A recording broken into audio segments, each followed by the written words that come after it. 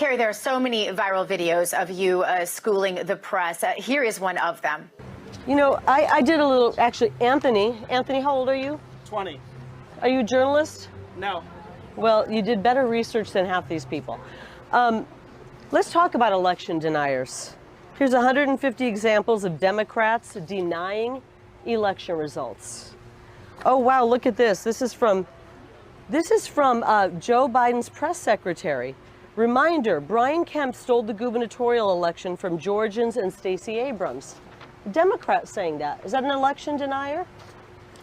This is outright. Hillary Clinton. Trump is an illegitimate president. Is she an election denier? This one says, was the 2016 election legitimate? It now definitely is a question worth asking. That's the Los Angeles Times. So it's okay for Democrats to question elections, but it's not okay for Republicans.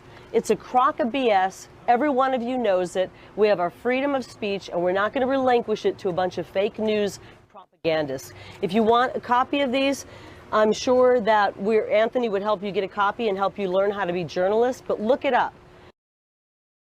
Tell us how you are able to keep your cool and take the fight right back to them. Well, I mean, I worked on the other side of the camera for a long time. I was over on that other side for, 30 years of my life. So I understand what they're all about. And a lot of them have become just simply activists for the Democrat Party. And they've taken to calling us people who want to have honest, transparent, and secure elections, election deniers. And so I was schooling them on who the real election deniers were, which are the Democrats who've been denying elections and denying the outcomes of elections since 2000. And Dr. Gina, we shouldn't be having to have every election since 2000, where a big chunk of the population doesn't feel it was fair. So I was just showing them, holding up evidence of all of the Democrats in the past who've said, oh, wait a minute, that election wasn't fair. That was illegitimate. That was corrupt. And I was just calling them out for their continued hypocrisy. And it's just fun. It's fun to go after them. And the amazing thing is, I have to tell you, I've been doing this for 500 plus days and pushing back at the fake news. And we had a huge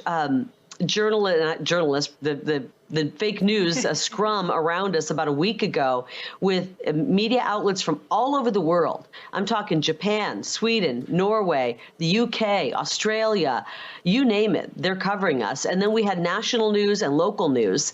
And for the first time in that scrum about a week ago, not one bogus question was asked. They asked legitimate questions. And I walked away and said, oh my gosh, say it isn't so.